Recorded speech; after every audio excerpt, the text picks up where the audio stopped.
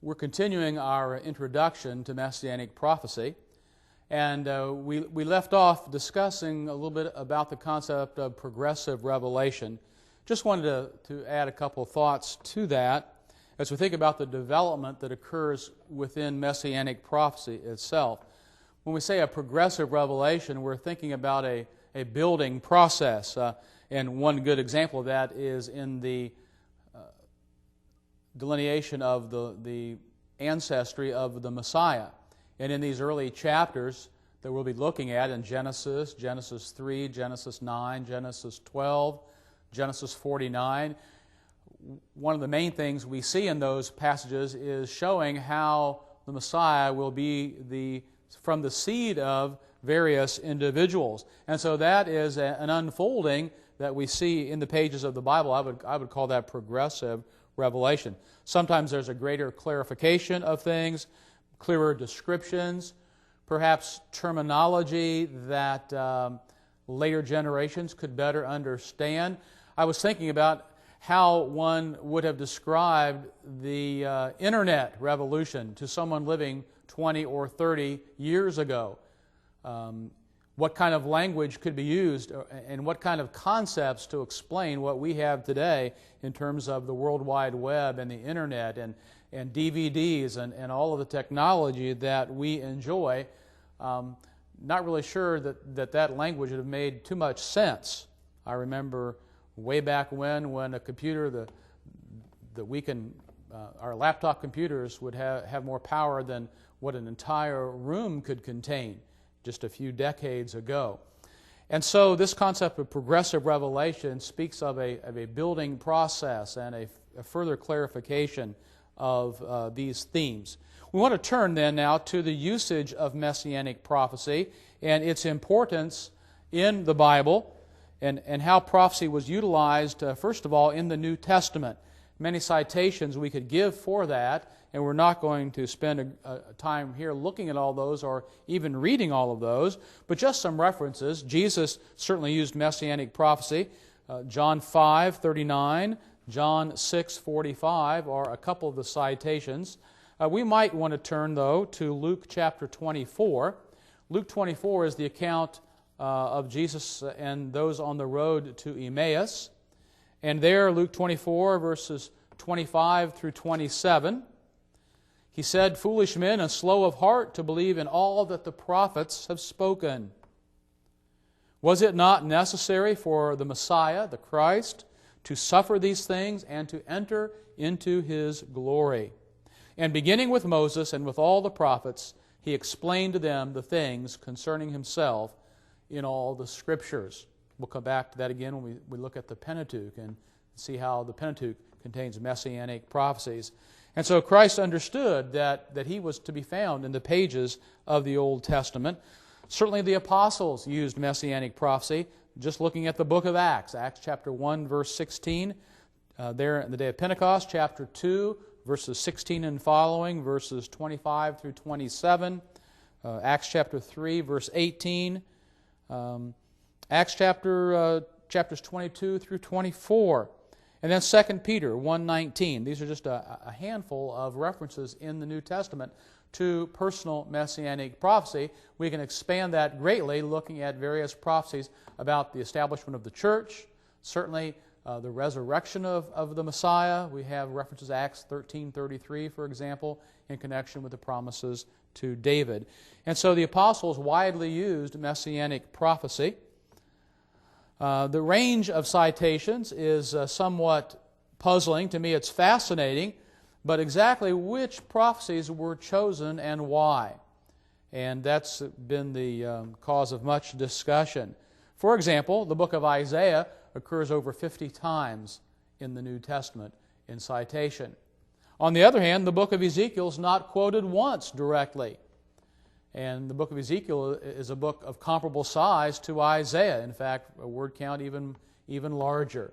And yet there are no direct prophecies in the book of Ezekiel concerning the coming of the Messiah. There are certainly some that could have been used, prophecies about the coming of David their prince, David their king, David their shepherd.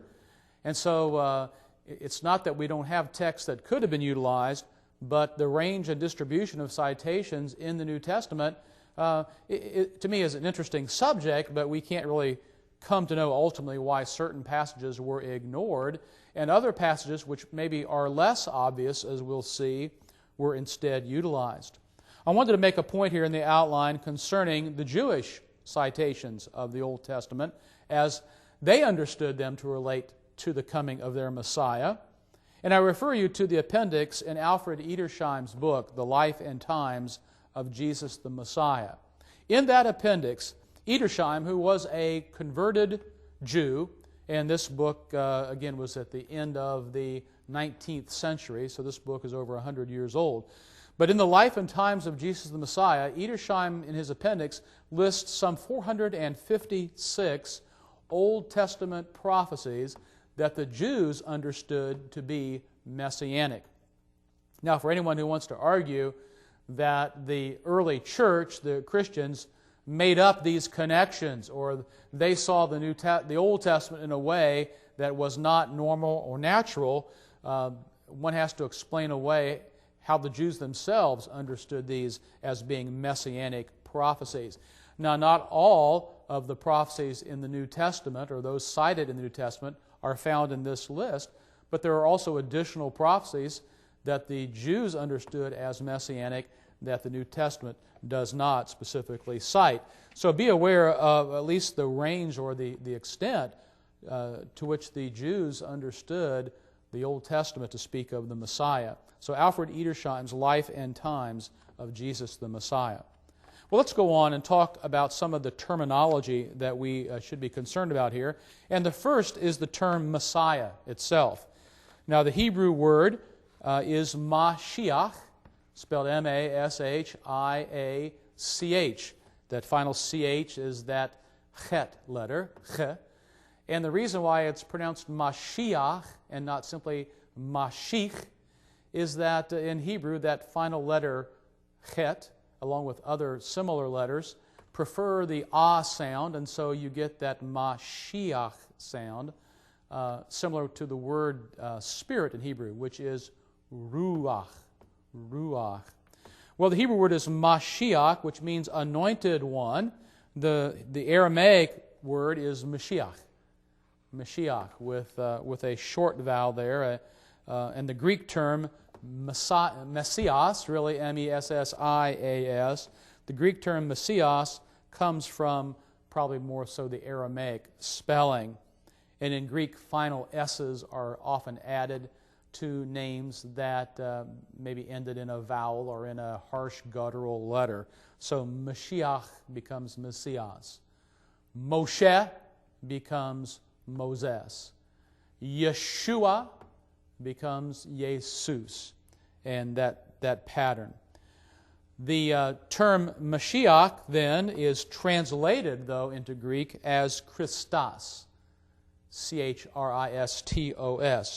The initial letter of Christos is the Greek letter chi, and we get that chi in English words such as character, again, starting with a CH. It's kind of a harsh K sound. So Christos is the Greek translation of the Hebrew term Mashiach, or the Aramaic Mashiach. The Septuagint, which was the Greek Old Testament, much or most of which was translated in the 3rd century BC. And so roughly 200 BC we can establish as a date for the Greek Old Testament. And there were various Greek translations that were ultimately done, but we use this term Septuagint to describe a text that was produced in Egypt about the 3rd century BC. The Septuagint uses the term Christos in various Old Testament texts where the word Mashiach is used. Now, the use of the term in the Old Testament is a little bit surprising to most people. We generally think of the term Mashiach as being a reference to Christ, or let's say in a prophecy referring to the coming of the Messiah.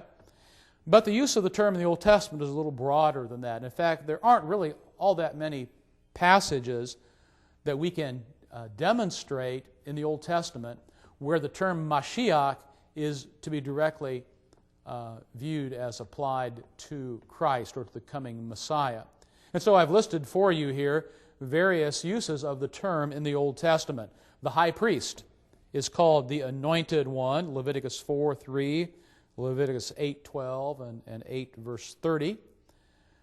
The king was an anointed one. We're thinking here primarily with the anointing of oil, but various kings are referred to as the Lord's anointed one. And so 1 Samuel 12:3, the book of Lamentations, chapter 4, verse 20, Psalm 18:51, go back 2 Samuel 23:1. These are examples of the use of anointed one in reference to one of the kings of Israel. Even a foreign king, surprisingly, is called God's anointed one, God's Mashiach. I'm speaking here of Cyrus the Great, Cyrus, king of Persia, over in the book of Isaiah, back in chapter 45. He's introduced at the end of chapter 44. Remember, Cyrus was the Persian king who conquered Babylon and then allowed the Jews to return home from captivity. And so in that sense, he was a deliverer for the Jews. And so it is not surprising that God would refer to Cyrus predictively, I believe centuries before he came on the scene, who says of Cyrus, Isaiah 44:28, "He is my shepherd, and he will perform all my desire." The term shepherd used in antiquity of kings, and with the connotation that this is one who provides for his people. And so God is going to provide Cyrus as a shepherd for his people. Cyrus is going to lead them back. Cyrus will allow the Jews to return home. And he also declares of Jerusalem, that is, Cyrus does, "She will be built, and of the temple your foundation will be laid." And so Cyrus is going to be a special servant of God, although the term servant doesn't apply, doesn't specifically occur here. We'll talk about that later when we talk about the servant in Isaiah. At chapter 45, verse 1, "Thus says the Lord to Cyrus, his anointed, whom I have taken by the right hand, to subdue nations before him."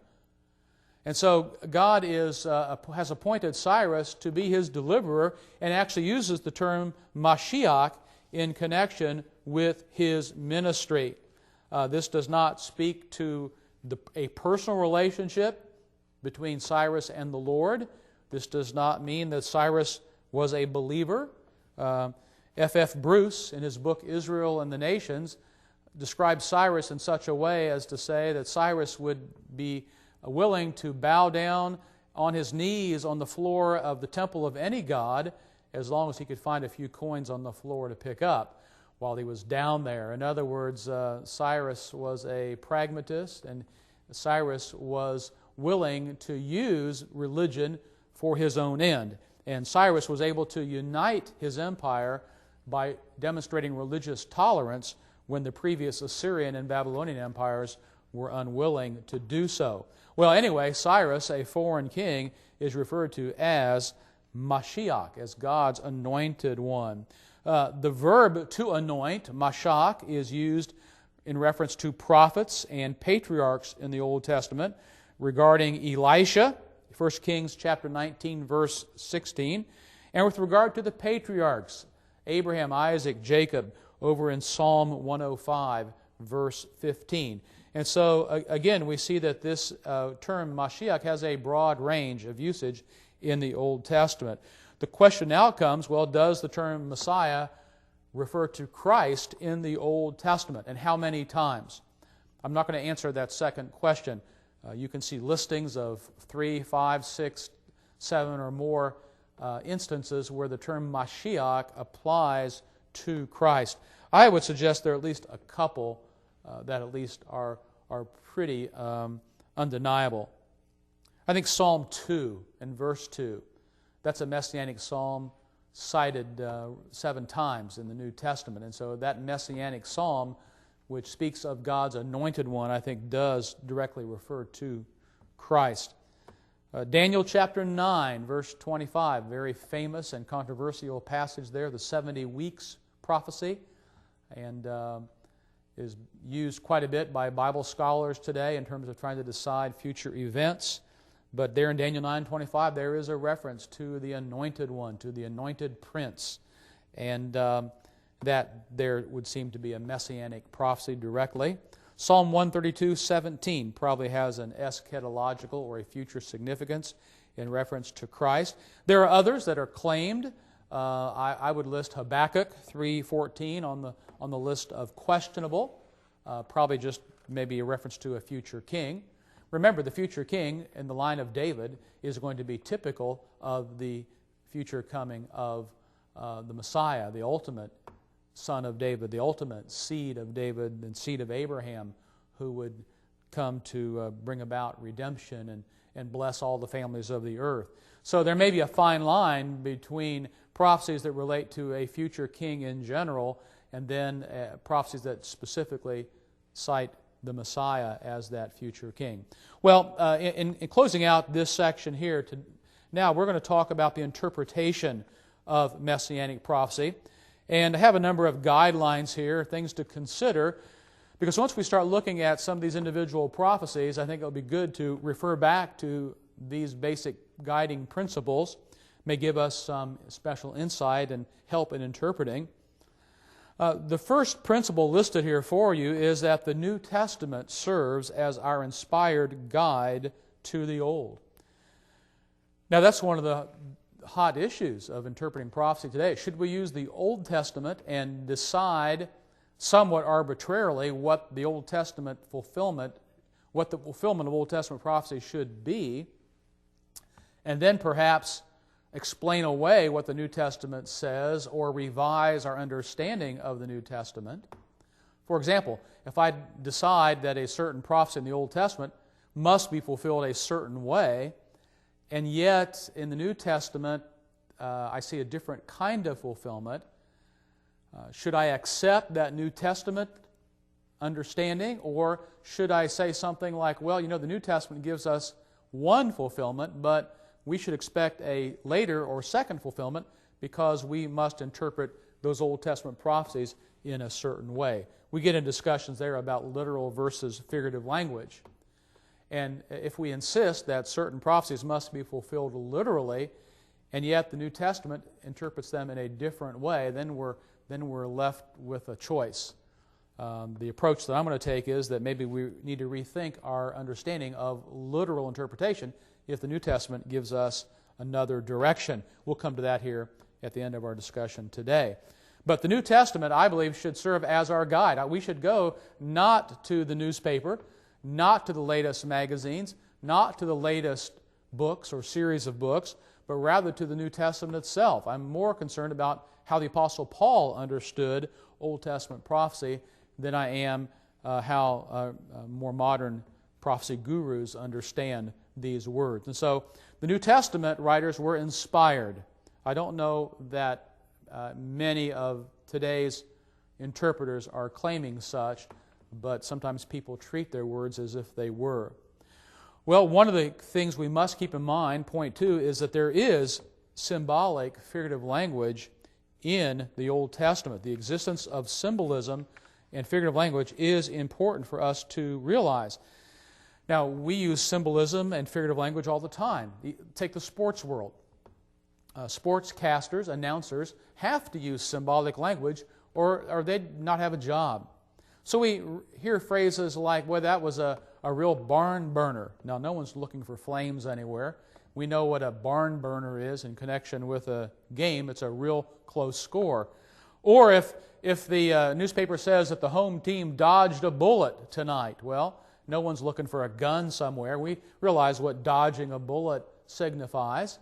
A few years back, before every lineman in the NFL weighed 300 pounds or more, there was this Chicago Bears lineman who was known as the Refrigerator, William Perry, the Refrigerator. And that term refrigerator had a certain connotation. I mean, whatever you want to say about refrigerators, you don't want one falling on you. You don't want to run into the refrigerator. And so we see language, figurative language in sports. We use it all the time in everyday life. It's virtually impossible to live our lives without the use of symbolism in our speech.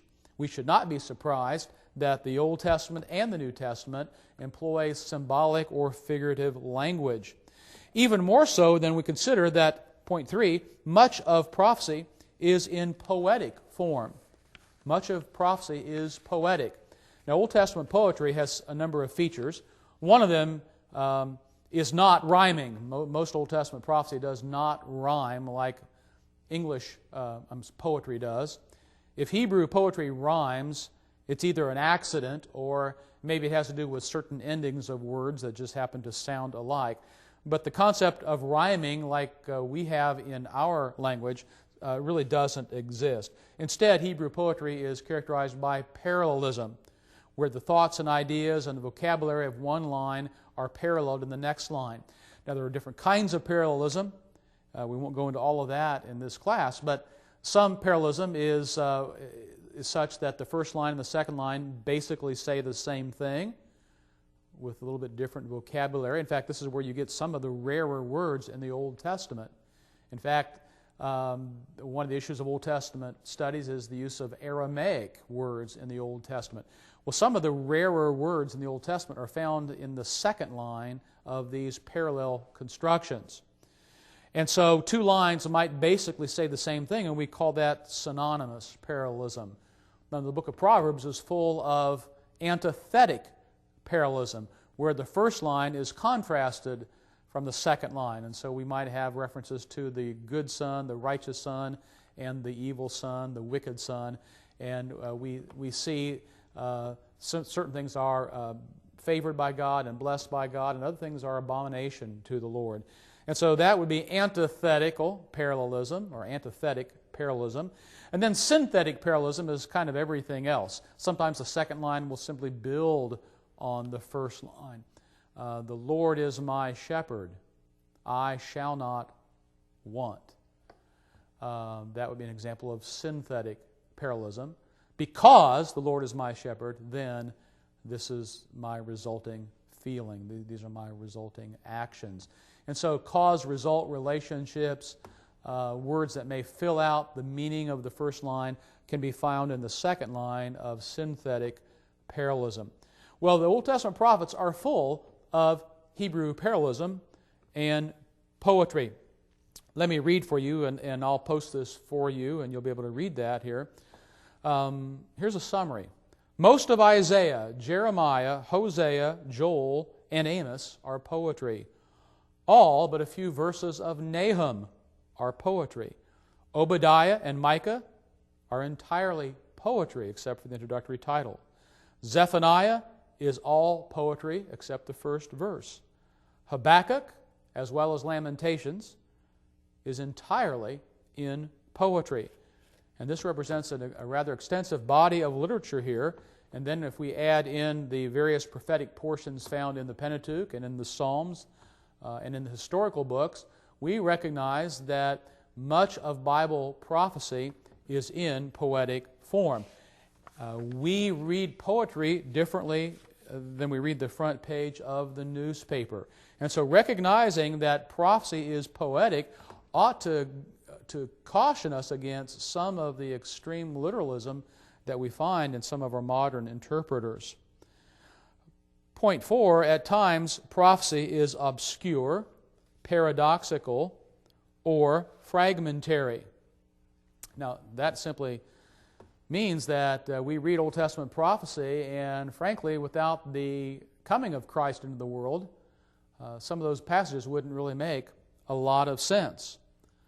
The Jews, in fact, many of them viewed that there would be two messiahs that would come. One would be a conquering king, the other would be a suffering servant. They couldn't really see how those two images or pictures could dovetail. Sometimes in classes I have had students work on Isaiah 53 with me and actually translating it in the Greek Septuagint, again about 200 BC. How does a Jew translate the book of Isaiah 53, which has to do with the crucifixion of Christ, the suffering servant? How does a Jew in 200 BC relate to Isaiah 53? What do you do with some of that poetic language there? Well, it's very obvious from the Septuagint, and you can find English translations of the Septuagint. It's obvious that they struggled with some of the language in that passage. They struggled with the poetry of it. They struggled with certain vocabulary, which is not always easy. But they also struggled because they just really didn't have any point of reference to see how this could be fulfilled. Now, on this side of the cross, we can look at Isaiah 53 and understand what the prophet was speaking of. But the Jews 200 years before Christ didn't quite have as much to go on. And so for them, that language would have been obscure. Sometimes the pictures are fragmentary, and it takes looking at several passages together to get a complete picture. Some are paradoxical. It doesn't seem possible that passages about a suffering servant and one who gives his life and one who suffers, like in Psalm 22, how that could be parallel to these great glorious pictures of the new creation, the new heavens and the new earth, and the Messiah, the new David, who would reign forever. And so we have to recognize some of the problems that are to be connected with Messianic prophecy, and this obscurity is part of the problem. Well, point 5, there is prophetic blending or foreshortening, or what some would call telescoping. Simply put, this means that when the prophets looked ahead and they predicted certain events to come, when God gave them a vision of certain events to come, they were not able to see the time perspective.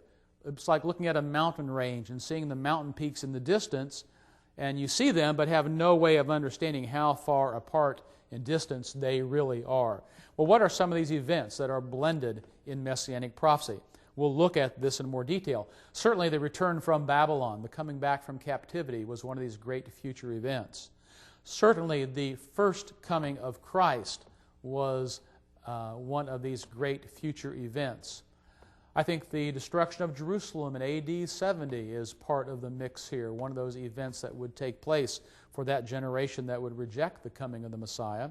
And then finally the second coming is a part of this mix of future events. And so this blending or telescoping of events, I think, is an important part of understanding Messianic prophecy. I wish I could tell you the key sometimes to understanding within a given verse how to determine which is which. And that's a more difficult process, but certainly we have to look at the fulfillments, particularly in the New Testament, to begin a way of establishing some type of guidelines there. I'll say just a word about typology. We'll come back to it. The fact that there is typology in the Bible, certain events and people, things in the Old Testament that have a correspondence in the New, a divinely intended correspondence, that relates to the interpretation of prophecy as well. And I think I referred to Isaiah chapter 11, where it says that the new David, the one who would come in the future, will conquer certain kingdoms. And Isaiah 11 there near the end of the chapter actually refers to the Philistines and the Edomites and the Moabites and the Ammonites. These are nations that will be conquered by this new ruler to come. Well, guess what? There are no Edomites, there are no Ammonites, there are no Philistines, there are no Moabites. And yet these are the very nations that David conquered. 2 Samuel 8, 2 Samuel 10, he talks about the conquest of all of these kingdoms. And I would suggest to you that since David is a type of Christ, then the future victories of Christ, the future work of the Messiah, is described in terms of David's accomplishments. And so the new David will do David-like things. He will be a conqueror.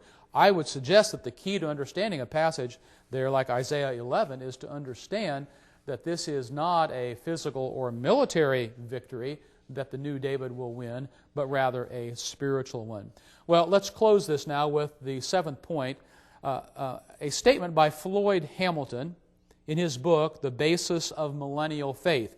And this statement has been quoted both by the amillennial persuasion as well as the premillennial dispensational persuasion. It's just a good statement about how we should interpret the Bible. And there will be differences among students of the Bible on exactly how to apply these three principles. But it goes like this. We should interpret the Bible literally unless. And the first unless is unless the passages contain obviously figurative language.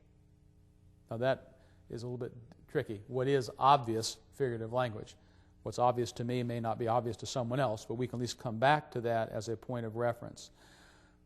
So A, the passages contain obviously figurative language. B, unless the New Testament gives authority for interpreting them in other than a literal sense, and this is going to be posted here for you, unless the New Testament gives authority for interpreting them in other than a literal sense, or C, unless a literal interpretation would produce a contradiction with truths, principles, or factual statements contained in non-symbolic books of the New Testament. So, if it's obviously figurative language, if there is New Testament authority for interpreting in a non-literal way, or if you insist on a literal interpretation and that creates a contradiction with non-symbolic, clearer non-symbolic passages. You see, do we use the Gospels to interpret the book of Revelation? Or do we use the book of Revelation to interpret the Gospels? I would suggest that we should use clearer non-symbolic passages to help us interpret the more symbolic passages. And so he goes on to say here, another obvious rule to be followed is that the clearest New Testament passages in non-symbolic books are to be the norm for the interpretation of prophecy rather than obscure or partial revelations contained in the Old Testament. In other words, we should accept the clear and plain parts of Scripture as a basis for getting the true meaning of the more difficult parts of Scripture. And that makes a lot of sense. And with that, we'll conclude this session.